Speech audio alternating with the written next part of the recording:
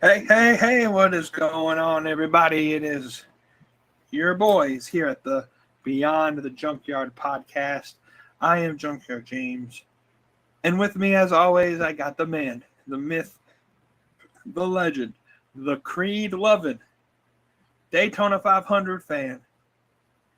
K Dog, how is it going, my friend? Boys, we're in. Ladies and gentlemen, it is an electric night here for Creed fans and NASCAR fans alike. Creed, the best band known to man, is running along with seven-time Cup Series champion Jimmy Johnson in the '84 Carvana Petty Blue Toyota. Forgot they switched to Toyota. He had to race his way in, and the first duel just finished up about 30 minutes ago, and Jimmy Johnson raced his way in, which means Creed is going to the Daytona 500. It's a great night. It's a great night. We're here to celebrate. It's going to be an historical event on Sunday. Can't wait for Creed to be in victory lane, and I hope that Jimmy Johnson wins the race, so Creed will play in victory lane. I'm here for it. I'm here for it. Listen, we only get this once every maybe 15 years when Scott Stapp doesn't mess something up. So we're here to rejoice. July 24th. Can't come soon enough. But before then, we have an historic event that's going to be taking place on Sunday, March 3rd, that is rapidly approaching. The hype is building. The card is getting loaded by the minute. By the minute. I can't wait to be there. We'll talk a little bit about that here in a minute. Let's do a quick little bit of housekeeping. By the way, DJ Wavy D is back on the live stream. He says, "Hey fellas, sorry I've missed the last couple of weeks live. Work has been crazy, but I did catch the rerun. We appreciate you, my friend." Now, everybody else who may or may not listen to this podcast, we love you too, and we would love if you would go to this website down here on the bottom left of your screen. If you're listening to the audio, it's junkyardmediagroup.com. That's your one-stop shop for everything Junkyard Media Group, everything Beyond the Junkyard, everything slapping meat wrestling podcast related. junkyardmediagroup.com. We got the X page, the Facebook page, the Discord group. Join the Discord group. So every now and again we do Q&As and ask me anything and things like that. That is Discord exclusive that we share with the people here on the podcast. Jamie, we didn't get to you. How are you doing? How are you doing? It's another day. It's another day in the life of Junkyard James. Another day, another dollar, another long work day, sitting and spinning in my chair. It's about waiting for people to show up and things to do. It's about all I can say. I hear you. I hear you. Well, hey, in about a year, we'll have a new sponsor on the podcast. That's to be determined down the road. We're not going to get into that tonight. Absolutely. If you saw the title of this show, the majority of the show is going to be spent kind of memorializing and remembering Jerry Jarrett and the Jarrett family as a whole. If you don't know, our timing is just impeccable on this episode because we were going to run it last week. But then Vince McMahon decided to blow up the internet with all of his allegations and a bunch of news, and Scott D'Amore got fired, and good grief, there was a heavy news week. And we said, you know what, let's just back this up a little bit. Let's put the Jarretts, let's give them the respect that maybe they deserve, and let's not just shove them to the back end of a long news week.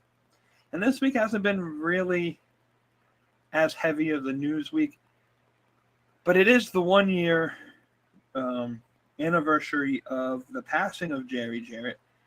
It's like our timing couldn't get any better. And so we'll spend some time at the back end of the show talking about the Jarretts. But I do want to kind of catch up on our thoughts on AEW and WWE content maybe since the last time we had an episode. And I don't know if you have seen the WWE stuff that came out of the press conference last week in Vegas and the lead up to that. It seems like the rumor and innuendo is night one of WrestleMania, we are getting Rock and Roman versus Seth and Cody, which I guess would lead to night two, us having Cody versus Roman for the title. I'm not a big fan of that. I'm not a big fan of just kind of shuffling Seth Rollins into the middle of nothing and not being able to defend his title, even though he is hurt and Punk is hurt and Cody was supposed to go somewhere. You could have Drew McIntyre maybe win the title or something. I'm not a big fan of maybe that direction. I don't know where it goes, but that's the current rumor. But Cody got slapped the fuck out of by Rock. I thought that was interesting. They're making Rock the heel. You would think that someone of his stature would kind of want to be the babyface of the in the storyline. WWE's crazy. WWE is a little crazy. Your thought on WWE leading up to where we are right now? You ain't kidding. This is probably one of the most wacky WrestleMania seasons we've encountered since maybe 2016, and that was an injury-riddled crowd. So that's why it is. Listen, sir, I know you answer a wreck. Maybe your medicine is convoluting your thoughts. Maybe you got a concussion from the crash. But we're leaving that flag up, damn it. Okay? Leaving the flag up. All right? Best wishes to you, sir, in the comment, Mr. Jason. Hope all is well and you start feeling better. I don't care how bad you're feeling. You're not missing Revolution. I'll tell you that much. Absolutely. Even if you got to drag your ass up to Greensboro. In a bodysuit or something. Greensboro. In a bodysuit. Right. In a we'll bubble. Borrow one from Darby. Yeah. Yeah. Just an absolutely wild ride on the road to WrestleMania. This whole thing is just so confusing. I mean, you get Cody winning the Rumble. All right, we're going to finish the story. And then the next Friday we get, I want you. I want everything. I'm going to face you. I'm going to beat you. Just not at WrestleMania. Here comes The Rock. Rock whispers something in Cody's ear. They hug. Cody leaves. Rock and Roman stare down at each other. We get to Monday Night Raw. Cody's in the ring. Seth's in the ring. Whatever. We get to the press conference. A 45-minute build-up for 4 people to come out. Was Bianca even there? Charlotte even there? Bianca was there. Becky was there.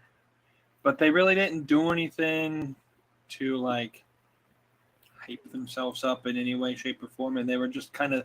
Honestly, that whole press conference could have been a 15-minute thing, and they could have skipped everything other than the bloodline, because that's the entire point of that press conference, was to have this transaction and I guess the continuation of the story. They just wanted to make it, I guess, feel better than or bigger than just a Monday Night Raw segment or whatnot. They could have done this on Monday Night Raw and not waste everybody's time. Yeah. They made Seth Rollins look like a teetotal bitch. And we get the slap, and Rock comes out, and he's dogging on Roman, and then they handshake, and then Rock basically turned from face to heel, and Cody comes out, and it's like, what are we doing here? Well, why is this whole spin around thing happening? And then, the Elimination Chamber's coming up. I mean, we're gonna get the Elimination Chamber match. Winner receives the title shot against Seth, I believe. So I think that'll take place at WrestleMania. Don't know where Rock fits in all this. Just an absolutely just roundabout way and just kind of wacky storytelling leading on the road to WrestleMania. If this was AEW booking, it would be put in the fire pits and the internet would be going crazy and dogging on AEW. So I feel we need to do the same for WWE. Notwithstanding, there was a segment last night on Dynamite that I didn't like and wasn't needed. We'll get to that probably here in a second, but Yeah, just a wild storyline wise of what WWE is doing, but here we are. Here we are indeed, and at this point, with all the pivoting, because that's all it was. Is I think the intention was we're going to do Rock and Roman at 40, and then the reaction that they got wasn't what they anticipated. I don't think they really thought that fans would actually boo The Rock. And because they started booing The Rock, they pivoted and said, let's make money off of this.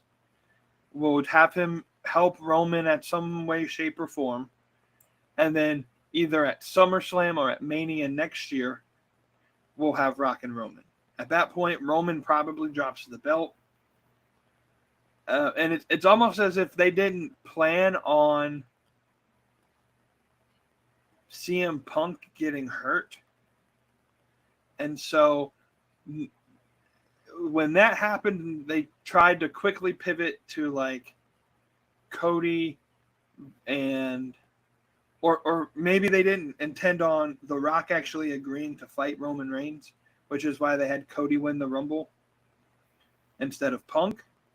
And then obviously Punk gets hurt, so it's a good thing he didn't win the Rumble. But it's like, and then The Rock decides at the last minute, yeah, I'll fight Roman, but Cody's already won the Rumble. So they tried to pivot once to bring The Rock into the story somehow and make Cody look like a bitch and basically say, hey, it's my choice and I'm not going to fight you at WrestleMania because, hey, there's this other guy that you know and he's part of your family. And then a couple of days later, he has a change of heart. It honestly doesn't make a whole lot of sense from a booking standpoint. And you're right. If this was AEW booking, it would be like, hey, Tony Khan smoked a lot of crack when he wrote that, blah, blah, blah, blah, blah, blah, this, that, and the other. And I don't know. Then they saw the reaction. I don't think they anticipated the movement behind Cody being as big as it was. And so now they're going to try and make it seem like it was all part of their plans. When they know, everybody knows it's a pivot. Everybody knows that they didn't anticipate this reaction. And so we'll get Cody versus Roman at WrestleMania, probably night 2. I think Cody has to win the belt, or else, again, you've wasted another entire year of Cody's tenure there. And he doesn't get a third opportunity. It would make no sense to have him fight for the title a third time. And so it either has to be you put the belt on Cody at WrestleMania, or you're never going to put the belt on Cody as long as Roman is champion. And so that's kind of where I would be at that. Yeah, let's transition into AEW. Because last night's Dynamite, there was a whole lot of progression into Revolution. We finally know that Deanna and Toni Storm will fight at Revolution. Their little segment there with the, I guess, Toni Storm's newest film, where she kind of covers up or edits the tattoo that her and Deanna got together. And then Deanna just said, I'll keep it real simple for you. I'm going to break your arm, bitch. That was the greatest thing. I think they could have done with that segment, just quick and simple. Here's how it's going. I'm going to break your arm. So we got that match there. We have, I guess it's been officially official. I don't think Orange Cassidy will defend the Intercontinental belt or international belt anytime before Revolution. So I guess it's Roderick Strong versus Orange Cassidy for that belt at Revolution. Though Matt Taven gave one hell of an effort in that death match last night. There's a reason why that man main evented at Madison Square Garden as ROH champion with that NJPW ROH crossover. The guy is he's a really good wrestler. And did you see the exclusive? AEW's been doing a really good job at, like, not promos that are not on the show, but are like exclusive social media promos. His promo that he did after his match that they posted on X immediately after was amazing. He's really underrated, I think, and hopefully this can kind of be a match that can break him out of that being an only tag team wrestler kind of guy. We also figured out, it was also official, that the AEW EVPs, Matthew and Nicholas Jackson, I'm going to use their correct names because sons of bitches. I ain't got enough money for them to find me. And, find me, assholes. Find me. They fight Darby Allin and Sting in Sting's final match, March 3rd, in the Greensboro Coliseum. And I think if I can read your mind, this segment that you're not really a big fan of was Darby's promo against the Young Bucks, so the Young Bucks come out in their 1-week-old blood-stained suits. They have a match against Top Flight. They win the match, and Darby comes out to save Tony Schiavone, of all people, from getting a EVP. What do they call it? EVP kick or whatever. Trigger. EVP trigger. And Darby comes out. No Sting, because Sting's still healing up from when he got brutally attacked last week. Him and his sons just trying to recover. We wish them the best in their recovery as he leads into his final match. And Darby cuts a pretty scathing promo that was kind of all over the place. This is the one thing that maybe AEW could do a better job at, is when they're going to cut a promo. I love that the wrestlers can kind of improvise and kind of make a shoot promo, if make it seem as realistic as possible. But there needs to be some sort of structure pre-approved, because this promo was all over the place. Kind of didn't seem like Darby kind of knew where he was going until he said what he said. I'm assuming you were not a big fan of when he implicated that he was referring to Cody Rhodes. Am I correct? Yeah, I mean, I get it. You know, you're fired up, coming out, saving Schiavone. Felt that he could have definitely leaned more into the last week. That much at all. Go to, you know, the all friendship wrestling, the California Crew, Brandon Cutler being on the first episode of Dynamite, which maybe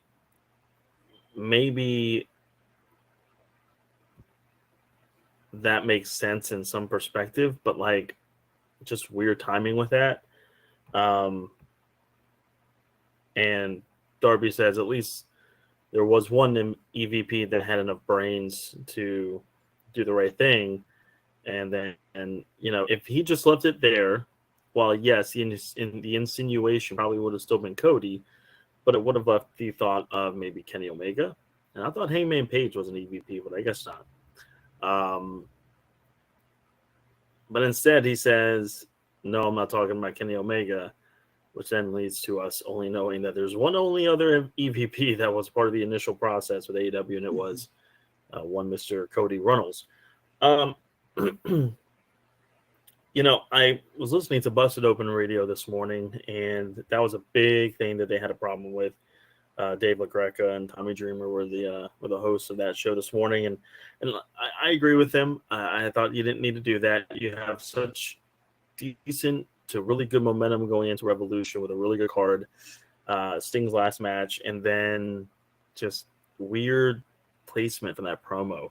LaGreca had mentioned, you know, you didn't even need to say that. Maybe you should have said, thank God for the owner that saw something in me and gave me the chance. And while it could have led to the crowd chanting for Tony Khan, it could have led the crowd to chant AEW, which we got that chant later in the night anyways.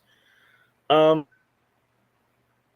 wonder if Darby mentioned some of the bullet points of this promo at all to Tony Khan, because I feel like Tony wouldn't have wanted to be in that spotlight like that.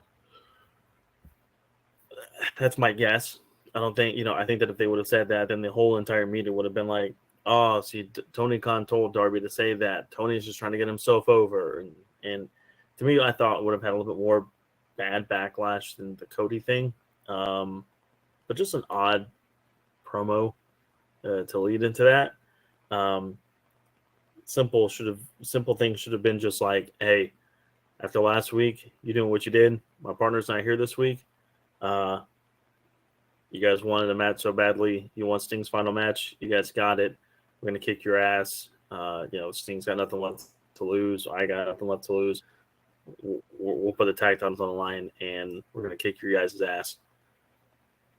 But still got a couple of weeks. Hopefully, they can kind of rebound from that little small problem. But yeah.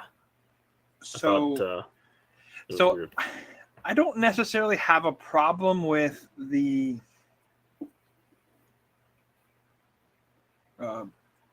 context, the content inside of his promo. It was a mess. It just kind of seemed like he was spitballing, like, hey, hit these points, but you can kind of throw them wherever you want.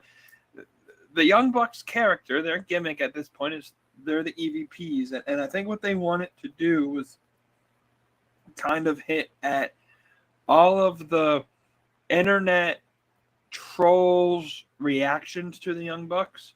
He mentioned it was all friendship wrestling, which is a big thing that, even the host of the Slap and Meat Wrestling podcast likes to talk about, that it's not all elite wrestling, it's all friends wrestling, because all the Young Bucks do and all Omega does is bring over their best friends from the indies and gives them a job. So they were trying to play into that. I'm not a big fan of having to mention Cody. I think maybe if he could have kept the promo the way it was, but maybe just took that entire line out. But at the same time, I can justify it because Cody was a big piece of AEW being what it is, being a company as it is. Without Cody Rhodes, we talked about it, I think, when we talked about the Rhodes family. Without Cody Rhodes, I don't think AEW, the concept of AEW wouldn't be a thing. And AEW, Sammy Guevara, all of these wrestlers, they mention all of the stuff about Cody even to this point. Like, it's been 2 years since Cody's been gone, and they still bring up the Guevara, Cody Rhodes, TNT ladder match, TNT Championship ladder match that they had, and that wicked spot that they jumped there. Like, that's still one of the best spots in AEW, in my opinion. So you can't erase Cody from the history of AEW, but you don't have to intentionally entice or bring his name up. That's a WWE thing where they'll mention, like they'll try to be stealthy with mentioning people that no longer work for the company or work at another wrestling promotion or something like that. They've done it several times before with, like, Dean Ambrose and John Moxley now moving into and not being part of the Shield anymore or whatnot. They've done it in the past. And so it felt like Tony Khan wanted to get that rub that Cody is getting, because he's such a big character in WWE, that he wanted to get the crowd to chant his name just because he's a big name in wrestling at this point. So maybe that part wasn't necessary, but the content of his promo overall, I had no problem with. You're playing into the Young Bucks. They're supposed to be the heels, and they get, the trolls like to pick on them all the time on social media, and so they're trying to kind of align with what the internet says of the Young Bucks and kind of play that out in storyline. One part of the Young Bucks storyline was when Shivani was in the ring and they mentioned that he breached his contract and he shouldn't get on the bad side of the EVPs, kind of hinting at CM Punk a little bit there. So it was just a little bit of a, hey, everybody kind of gets the rumors or the innuendos that we're shooting out here, but let's just kind of keep it sly and word of mouth there. But this Revolution card is stacked. We got one more other match that I almost forgot about, but just remembered that was announced. Will fucking Ospreay God, Ospreay against Don Callis family member Konosuke Takeshita, which I think might have a chance of being the best match on that show. It is going to be one hell of a match. I forgot Ospreay was part of the Don Callis family. Makes sense why Kyle Fletcher's there. Yep. And so when Mark Davis gets healthy, Don Callis has United Empire or Aussie Empire, whatever they call themselves, as a trio to go after Bullet Club Gold or Bang Bang Scissor Gang, whoever is going to be the AEW trios or ROH trios. They're both ROH and AEW trios championships in that category there. So once Mark Davis gets healthy, Don Callis family. I just wish they did a lot more for Takeshita because they kind of just threw him into this match. He's kind of been on and off the show. For someone to be called the greatest wrestler in the world, haven't really done much with them. But we're going to get this big match with Will Ospreay, hopefully to ignite both members into something great leading forward into like Double or Nothing and going forward. But holy crap, I did not expect that match to be made. What a great match that we're going to get at Revolution. Yeah, me either. That's going to be a phenomenal match. I can't wait for that. I'm glad that we get to see Will Ospreay's first officially contracted match as an AEW wrestler. He did obviously perform on AEW shows in the past, but was not under AEW contract. Now he will be, and so that'd be pretty cool to see that. Speaking of ignition, there's like 4 cards in this duel that just ignited. One of them was Ryan Blaney, so that's a backup card he has to go to Sunday, and like 5 other cards. So sorry about that. You can thank Kyle Busch for that. So fantastic. Yeah. But I feel like we're getting a few other storylines that are going to be developing and doing something at Revolution. Whether if it's Chris and Julia for the TBS title, or Willow and Julia, or Julia and Sky versus Willow and Chris. Maybe we get a couple more women's matches on the show.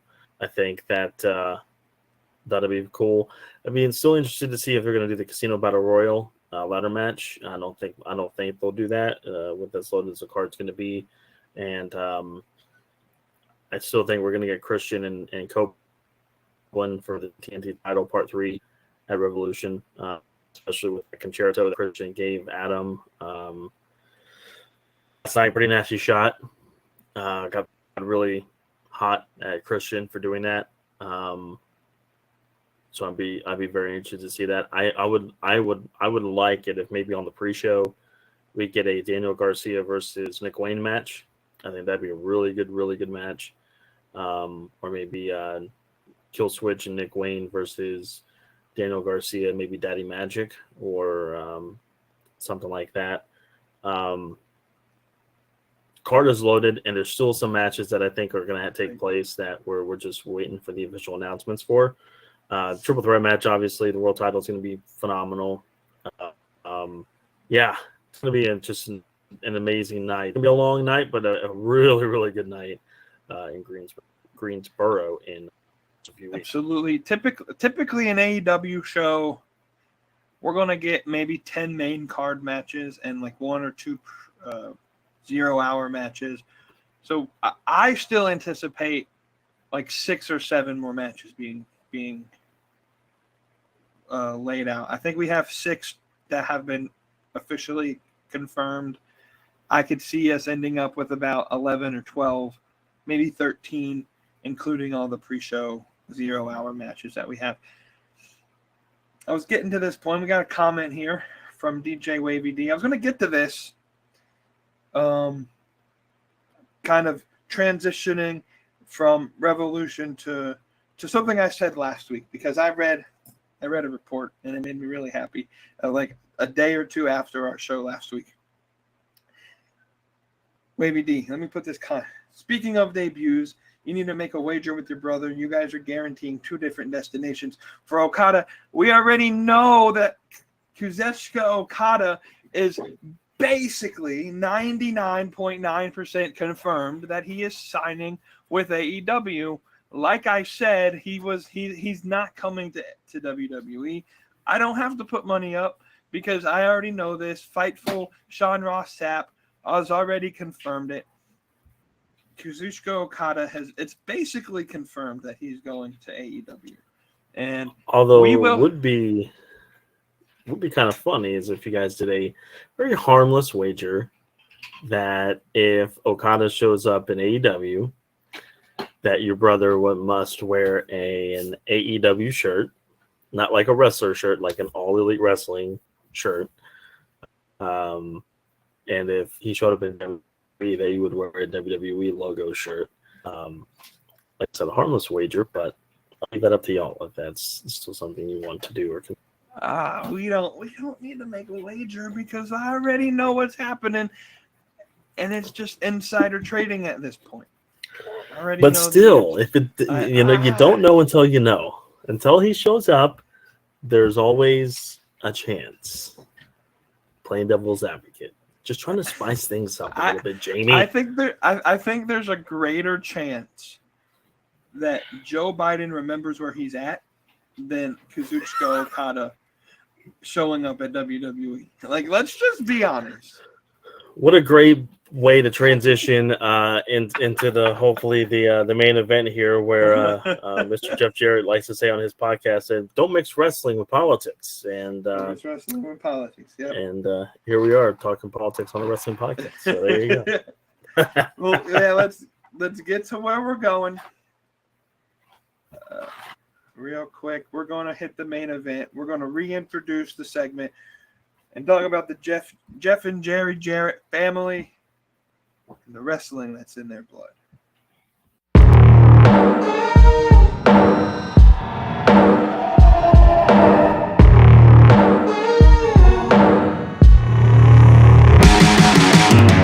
Got so much weight on my shoulders.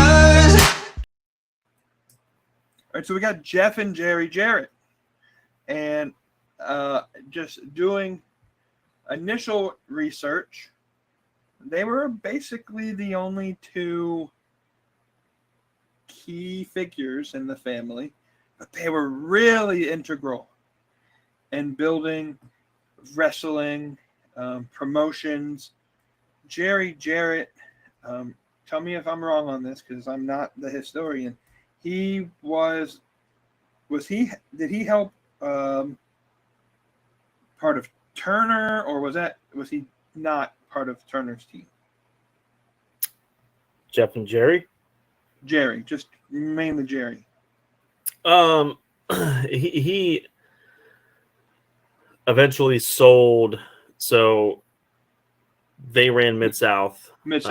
for a while, USWA, and then when the Von Erichs were in real big peril, and this is actually kind of funny, it mentions briefly in the Iron Claw movie that is now available on Amazon Prime.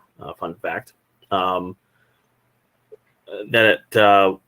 once the Von Erichs were just in really desperate times to do anything with WCCW, that Jerry Jarrett bought it out, and then he ran it for a couple of years and then sold WCCW to Jim Crockett Promotions that later became WCW. So and Jerry kind of worked for WCW a little bit, but yeah, that's how that ended up.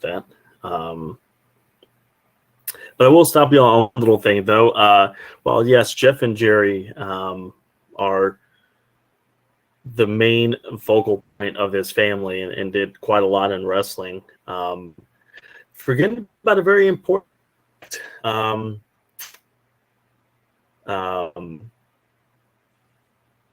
The original Jarrett member that kind of was involved in the wrestling community and the wrestling industry was Christine Jarrett.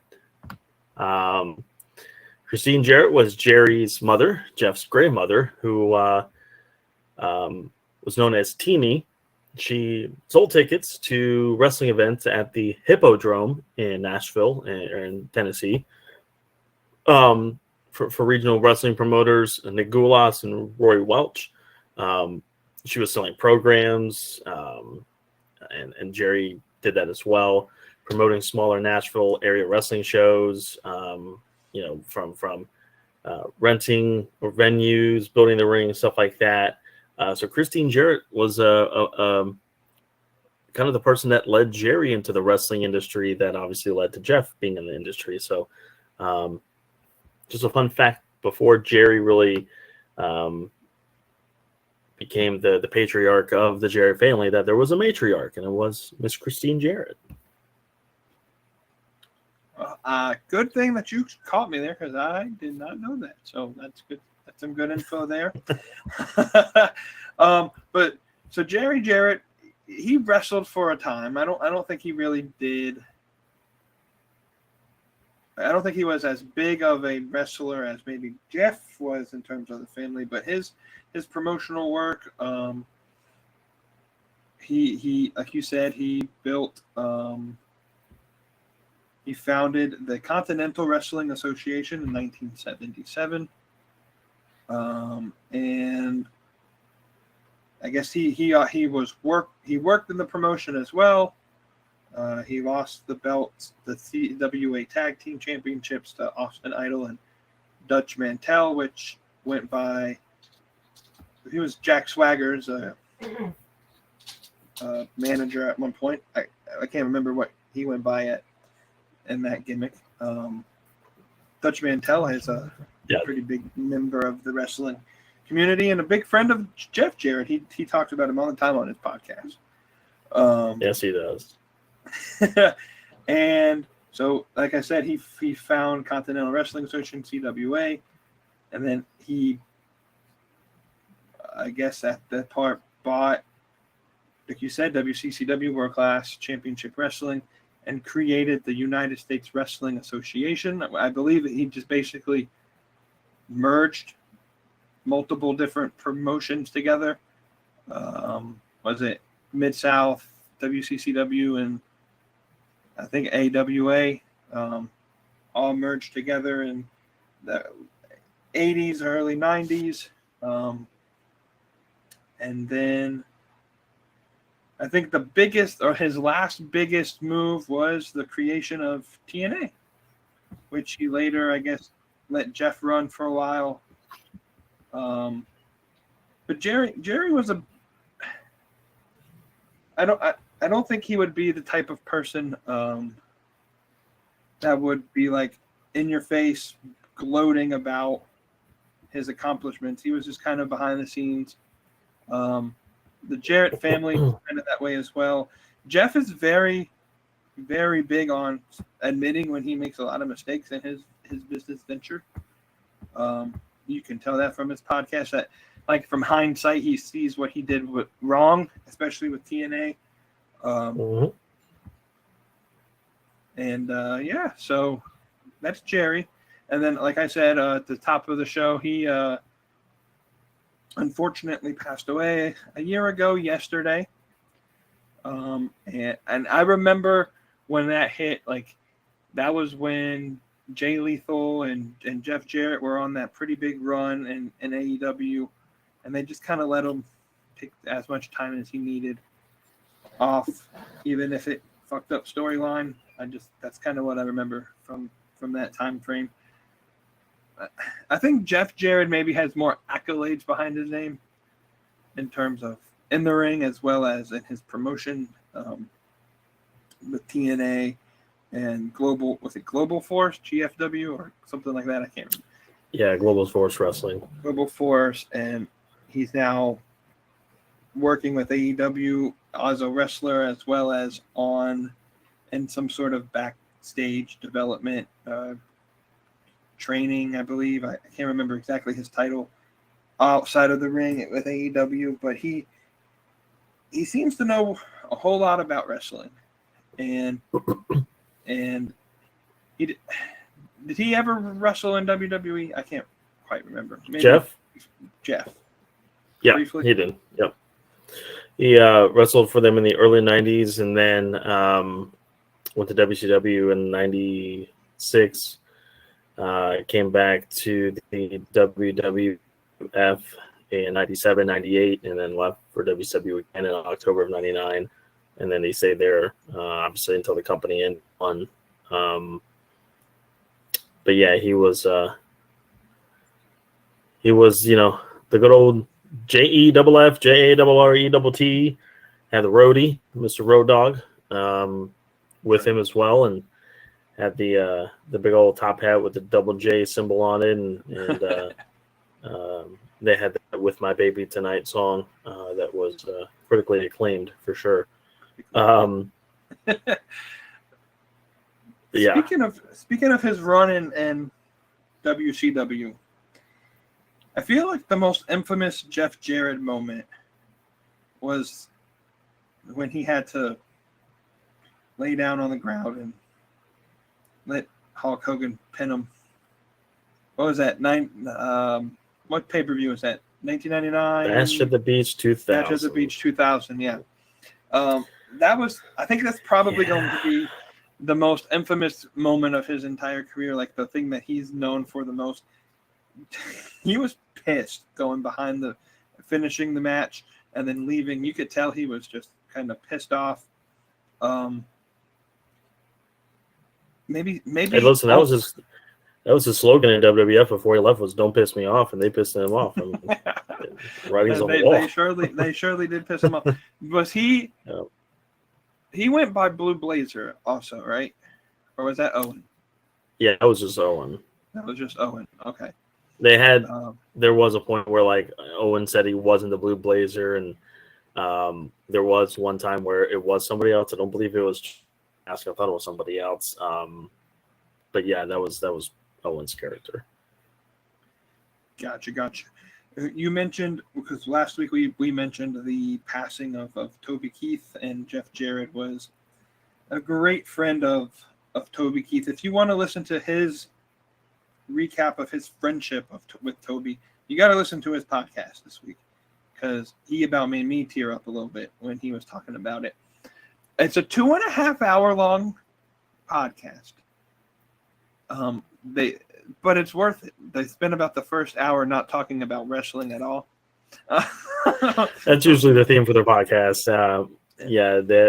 My World with Jeff Jarrett, for those that don't know. But usually they don't talk about their topic for a while until they get deep into it. But that's what I really enjoy about it. It's one of my favorite podcasts from wrestlers that I really enjoy. Is just Jeff's honest, candid comments, talking about the creation of TNA, the business side of TNA, his WWF run, WCW run, Mid-South and USWA run, his struggles with his addiction to W days, the Ring Ka King stuff with India. Jeff does just tells it all pretty much and shows his emotion, isn't afraid to do that. Isn't afraid to speak the truth. He'll take the hit on the chin for the things that he did, and even take most of the criticism for some of the decision making with both creative wise and TNA, business wise and TNA, things like that. Like I said, just a really honest, candid look at the all sorts of the facet of the wrestling industry. One of my favorite podcasts out there, and definitely one of my top wrestling podcasts for sure, is My World with Jeff Jarrett. But definitely gave a really good heartfelt tribute to his friend Toby Keith on this past week's episode for sure. Especially in his TNA days, Jeff Jarrett worked with a bunch of different people, for a lack of a better term. Worked with like Russo and Dixie and several others backstage. Hulk Hogan, Eric Bischoff at some point joined in. which person do you think he maybe had the most difficult time working with? I would say probably Dixie Carter, but man, it might be Vince. Yeah. See, I don't even think. I think Vince was actually one of his favorite guys because, Vince did good things with him in the WWF, and then whenever Jeff came over to WCW, Vince was obviously the lead writer, and then booked Jarrett as the top heel in the company and won the world title a few times. It's funny you mentioned about the Bash at the Beach thing being Jeff's most infamous moment. Had it been not for Bash at the Beach 2000, probably his most infamous moment would have been smashing Beetlejuice over the head with a guitar. Yeah. But, and that's WCW 2000 for you in a nutshell. That happened within 2 months of each other, I think. But, yeah, I would probably say Dixie Carter. Mostly in the mid 2000s to early 2010s when Dixie was trying to underhand Jeff and take control of the company and show that Jeff was incompetent to run the company, and she was forcing her way in to force Jeff out, and it was just not good times. Not good times in those days for sure. Jeff really gave the Road Dogg, BG James, Road Dogg, Jesse James, whatever you want to call him, really his first shot at being a producer and a backstage and an agent for matches, and explored his talent that he could do that. And obviously Road Dogg is one of the prominent figures in WWE right now from a backstage behind the scenes role. But I mean, gosh, he worked with Dutch Mantell, Bischoff, Hogan. At one point, he had Jim Cornette and Vince Russo working together in TNA. As you can imagine, that did not last very long. Yeah. Shut up, Vince! I'm gonna beat you with a pole. Yeah, listen. Yeah, that's saying something right there. When you can get, you're a good guy in wrestling when you can get Vince Russo and Jim Cornette to just work for even a week. Just sit in the same room did it together. for a few months. Correct. Yes. But I think that was the nail in the coffin for Jim Cornette to solidify his hatred of Vince Russo and publicly acknowledging that he is going to outlive Vince Russo and piss on his grave. Piss on his grave. Well, that is yet to be determined. We'll see. But Jeff's one of the really, really good guys in wrestling amidst his, everybody has their demons, and Jeff certainly had his with his addiction with alcohol and pain pills and things like that. But I tell you what, Jeff has not wavered his faith. Obviously, that's a touchy subject to talk about on wrestling, politics, and religion and things like that. But Jeff has never wavered from his faith. Believes in God and that things happen for a reason, and has kept him afloat all these years. But man, he has dealt with some really, really tragic stuff in his life. Really tragic stuff. I go with the Von Erichs when he was in WCCW, witnessing that whole thing. To obviously being Owen's tag team partner and best friend, and was there unfortunately when Owen passed away, and was the very next match after Owen passed away, to witnessing his wife go through cancer, I believe in the late 90s, early 2000s, to beat it and then get re-sick and ultimately passing away in 2007. The whole Karen Angle thing that led to Karen marrying Jeff. There you go. Perfect timing on that. Perfect timing. To being forced out of TNA, trying to buy it back, oddly enough, trying to buy it back with Toby Keith, and that didn't go anywhere. It was funny. Dixie Carter. Go ahead. I was going to say, it sounds pretty reminiscent to what they just did to Scott D'Amore. Pretty much, but this just shows how naive Dixie Carter was that Jeff and Toby Keith were going to buy TNA, and then Dixie was like, hey, Toby, we'll let you buy TNA, but we'll be business partners. And Toby's like, screw that, dude. Like, right. Jeff Jarrett's my bud. Like, if he's not in the deal, I'm not doing it. Quick side note, and we'll kind of get back onto the unfortunate tragedy side of the Jeff Jarrett side of things. So Toby Keith performed at TNA's first ever pay-per-view, June 19th of 2002.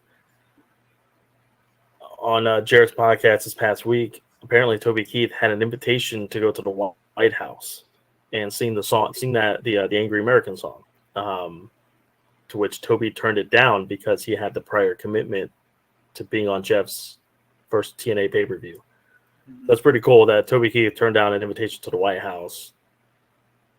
That's patriotic. Fuck you, George Bush. I'm going to see my man. Yeah, I'm gonna go see my wrestling buddy. And then Jeff Jarrett pushed him out of the way. And then Jeff Jarrett gets suplexed from Toby Keith. So that was pretty cool. Then Jeff goes through his really bad demons with alcohol addiction and stuff like that. Overcame that, and then became a Hall of Famer in WWE and was a backstage behind the scenes guy. And then unfortunately we get to over the last couple of years him losing some really good personal friends out west. Obviously, his father Jerry Jarrett passed away last year, and now Toby Keith. A lot of tragedy in Jeff's life, but still finds a way to overcome it. And as Conrad Thompson would say, if cats have 9 lives, the Jarretts have 10, pretty much. So it's wild how that works. Well, if you want to see Jeff Jarrett wrestle, tune in to AEW Rampage tomorrow night. Tony Khan, I'm giving you free promo right here. Tune in to AEW Rampage tomorrow night. Special start time, 7 p.m. thanks to the goddamn NBA All-Star Week. Don't even get Collision this week because of that. Yeah, no Collision because of the damn All-Star Week. But we get the Bang Bang Scissor damn Gang. Basketball. We get the Bang Bang Scissor Gang versus Dark Order, Jeff Jarrett, Satnam Singh, and Jay Lethal in a 12-man tag team match. Whew! Lots of people getting time. I think we also get Jeff Hardy getting knocked unconscious on that show. So if you want to see all that happen, tune in to AEW Rampage tomorrow at 7 p.m. on TNT. I wonder if that concussion that Jeff got during the tapings furthers his brokenness. Broken gimmick. Yeah, well, bring it back. Maybe so. As we do with all these segments, I don't know necessarily if the legacy of the Jarrett family. Obviously, get Karen Jarrett. Maybe we can mention that she's part of the family, but Kurt Angle might beat my ass if I say that. Kurt's married. He's got his own life. He's good. Yeah, Kurt's done. He said you can have her. And anyway, I do relish the fact that Kurt Angle's, I guess technically Jeff Jarrett's stepson, has the same name as I do, spelled the exact same way. So I take credit into that. That's pretty cool. Cody Jarrett. Mm-hmm. Cody Angle Jarrett. I don't know. Not sure how that works. Cody Jarrett Angle. He's a Jarrett and an Angle. Does he wrestle? No. No. Not that I know. Not that you know. Okay. Well, what's the legacy of the Jarretts? Because I think they play a pretty big piece.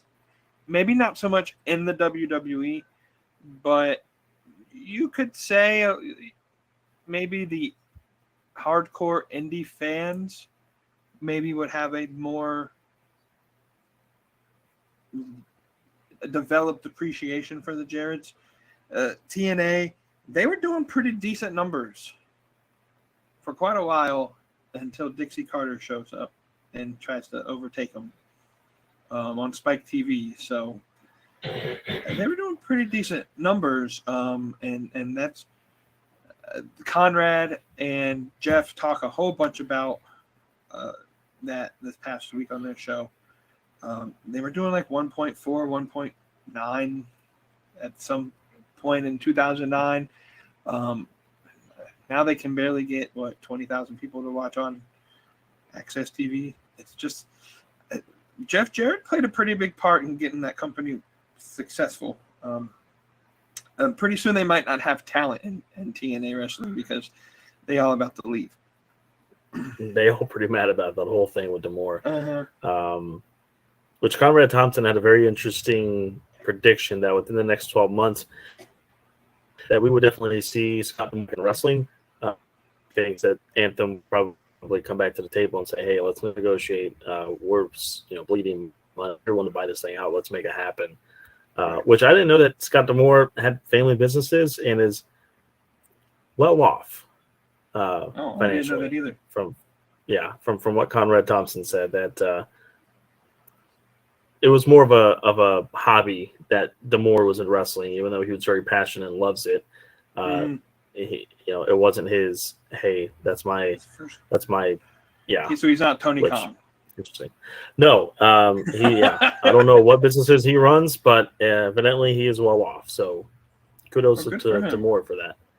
Good for him. To answer your question on the legacy part, that is it's a good question, and one that it's taken me a minute to answer it. I think the legacy for the Jarretts is innovators and willing to take chances.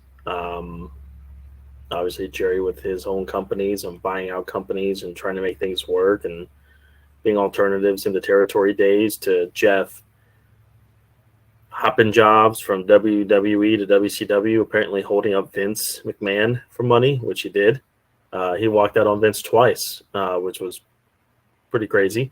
The second time he did it, he forced Vince McMahon to pay him the rest of his money that he was owed for the live event shows and the TV shows and the pay-per-view bonuses on the same night that he basically left the company.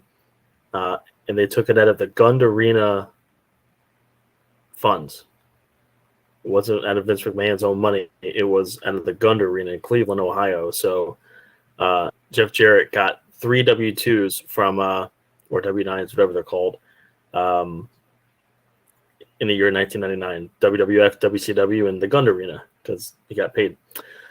Pretty crazy how that works. And then they started up TNA. The market was dying for an alternative to WWE. They had bought out WCW in 2001, and it was just WWE. And then ROH started, I think, a little bit before TNA did, but TNA just had more profound success than ROH did as far as a television audience goes. Built that thing from the ground up. They created stars like AJ Styles and Daniels and Samoa Joe. They brought in the veterans, and that's why I said whenever we had the conversation a few months ago about his AEW, the WWE or WCW 2.0, and I said it was like a 2.5 because TNA first was a WCW 2.0 with all the veterans they brought in from ex-WWE talent and trying to be the alternative to WWE and things like that. And Jeff did a really, really good job at building that brand up, and then fallout happened. They tried to come back, and the fallout happened again, and found a way back to WWE, made it to the Hall of Fame, and is now in AEW. I mean, literally, the guy just doesn't stop working, doesn't stop grinding away, and think he's obviously a coach, a talent evaluator and agent, but I think he also runs their international live events, international events, international marketing type stuff. So, yeah, I would say innovators and not afraid to take chances. They showed that. I mean, if you're a delusional optimist, like Jeff will always say, you could be on the Titanic sinking, and Jeff Jarrett would still be like, "Hey, listen, this is okay. We're gonna make this out. Let's find out a good way to get off this ship, and we'll be fine." yeah, he You is say wonderful when it comes to that. so. You say innovators. The first this popped into my head was Jeff Jarrett, the mastermind behind the King of the Mountain tournament or championship. Golly, they just had a podcast on this a few weeks ago. I want to say he was, or it was a collaborative effort to do that match, and then he just coined the phrase that if he was going to win the match, that he would just be called the King of the Mountain because of that. And then obviously, like TNA had the X division, which is I guess what basically the cruiserweight division. Some of this, it's not about weight limits; it's about no limits. no limits. Explain And that one to somebody. And Ultimate X, the Ultimate X matches were like the greatest things I've ever seen in TNA history. Yep. The Bound for Glory we went to at Cabarrus Arena, they had an Ultimate X match, and I thought everybody was going to die. It's so much different watching in person than on TV, and most matches and events are, but it's like you watch it on TV and you're like, man, that thing just looks insane. It presents crazy moments. Watching it live, it's like you almost are fearful that something really bad's going to happen. And if I was wrong, was Kurt Angle in that Ultimate X match, or was he in another match at Bound for Glory? I can't remember. Because I remember I believe he was in another match. Oh, well, I would just remember at that show, Kurt Angle got dropped on his neck like 3 times, and I thought he was going to die in the middle of the ring. I think he fought Eric Young. Eric Young. Memory serves me correct. About right. I think. Yeah. That would have been interesting to see Kurt Angle in an Ultimate X match, though. Not now. I don't think Kurt Angle could do that. I don't think so. Don't forget Elevation X. I don't know if you remember what that was or not, but and then we decided we wanted to be a little more dangerous. Was he the one that decided for TNA to go to the 6-sided ring, or was that Dixie's ring? That was Jeff's. That was Jeff's idea. He stole that from, and he admits that he basically took that idea from AAA in Mexico when he saw the ring like that. He's like, boy, that would be just a phenomenal thing to do. And that's one way to be different from WWE. Hey, we have a 6-sided ring. And that obviously was a big factor for them in getting a toy line deal done. Hey, who do you guys have? You know, it's not so much of who the superstars were to make action figures. It was the fact they had a 6-sided ring, and they were like, oh, yeah, we'll definitely put you on the shelf for that. People are going to be like, what's that? I want to play with it. I had a 6-sided ring I played with. Yeah, I think the Jarretts go down, like you say, as innovators. And they may not be, like, when you think of, like, greatest wrestling families, they probably won't be the first family that you think of, but they play a pretty important piece in the history of pro wrestling and advancing to where it is. Yeah. Any last words about the Jarrett family before we move on? Not really. I would just really recommend those that like to listen to podcasts or even watch them. They do all their podcasts on YouTube as well. Look up World with Jeff Jarrett, and you can start from the beginning or just look up some of the different episodes and just listen or watch them. I just think that it'll give you a really newfound perspective and respect on pro wrestling, the Jeff Jarrett side of things, and just a lot to learn, but a lot to appreciate. And yeah, I can't recommend that podcast enough. The one thing I like about Jeff Jarrett's podcast over, like, let's just say like 83 weeks, Eric Bischoff gives a lot of good perspective on WCW, but I feel like a lot of times when Conrad scolds him on Eric Bischoff's past mistakes, he'll like yell back and scream back at Conrad. He's super defensive about the decisions that he made. With Jeff Jarrett, he kind of is like, yeah, we fucked up. We shouldn't have done this. Like, he can kind of see it more clearly that maybe we did this wrong or did that wrong. I appreciate that from Jeff Jarrett. And yeah, I too would recommend his podcast. You can get it on Apple and Google, apparently, though, the Google Podcast app is going away at the end of the year, so you won't find it much further than that. So Spotify and Apple probably be your best chance, which is where you can also, and YouTube, which is where you can also find our podcast in audio form, the Beyond the Junkyard podcast, on Spotify and on Apple Podcast, as well as you can replay this live stream on YouTube. Like, share, comment, go to the Junkyard Media Group website, junkyardmediagroup.com, and just play around. Look, we promised y'all that we would get that blog like up to date, get you that content. Life's been a little busy. I ain't gonna be honest. It's been a little busy, and we'll get some content especially as we lead into Revolution. We'll probably put some stuff up regarding Sting's last match.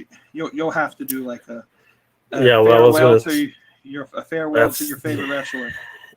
You literally had to steal the words out of my mouth. I was going to say, I'm sure we'll both put some sort of Revolution, either prediction thing on there or a preview blog post, but that was something I was going to announce was it's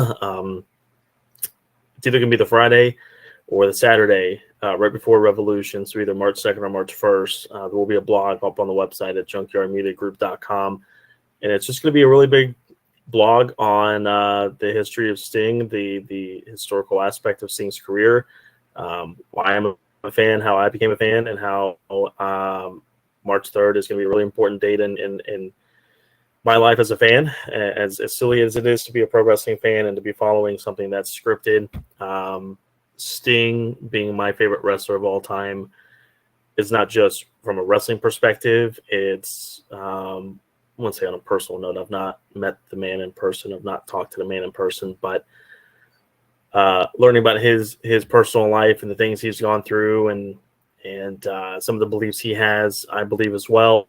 And that kind of matches up too. So my fandom with Sting kind of goes further than just just fan of his wrestling work. So maybe I'll do that before we do the podcast on Thursday before Revolution. Maybe I'll do it right after. Probably should do it before so you can read it and then you can watch the thing, or vice versa. We'll see. But yeah, we'll definitely have to hit on that sometime in the near future of Sting's career. And man, but that'll definitely be on the website, a blog, kind of writing about my fandom of Sting in the coming weeks before we get to his final match at Revolution in just a few short weeks away. I think the countdown is 4 more shows before his final match. It's getting crazy. I hope my Sting shirt that I ordered gets here in time. I think it will. As long as Pro Wrestling Tees shipping doesn't take 15 million days like it typically does. I got the shipping notice this morning, so hopefully it gets here in like a week or so. Hey, listen, if it doesn't, you could just buy a new Sting shirt at Revolution if you get the Sting VIP pack. Yeah, I'll probably just wait for the shirt to get here. Fair enough. As much as I would love to get that, that's a lot of money for that. They'll have all 99 million designs that they have created for Sting.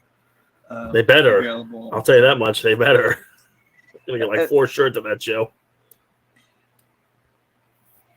And as Tony Khan is letting Sting write off his farewell, we must bid you all farewell for this week. See that transition right there? That's good transition skills right there. I appreciate everyone who has tuned in for the live stream and maybe we'll watch or listen to the audio version when it gets uploaded here shortly. Appreciate y'all. Like, comment, share, tell us what we're doing wrong, right, anything in between. We'd love to have you on the show. If you would want to join us on the show, just reach out to us on our social media pages. Send us a message there and we'll get in contact with you.